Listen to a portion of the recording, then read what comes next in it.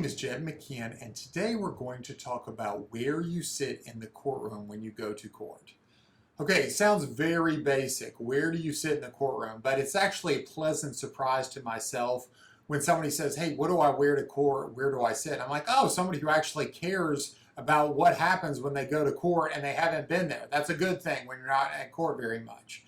So here's what I tell people, okay? So when you get there, there is a bar in the middle of the courtroom. Before that bar, closer to the front, that's where the attorneys are allowed to go past, passing the bar exam.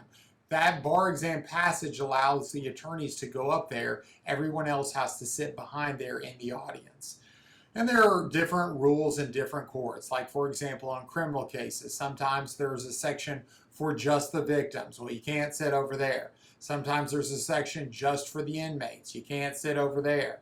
Sometimes when you have a case and there's somebody adversarial to you and they're already in there, say, sit as far away from them as possible so you all don't have some confrontation going in and out of the courtroom.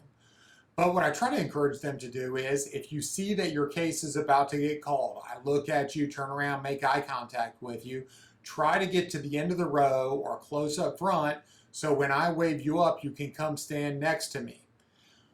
When your case is called and you have to sit down there for a trial or something of that nature, typically, if there is a jury box, the defendant always sits furthest away from the jury.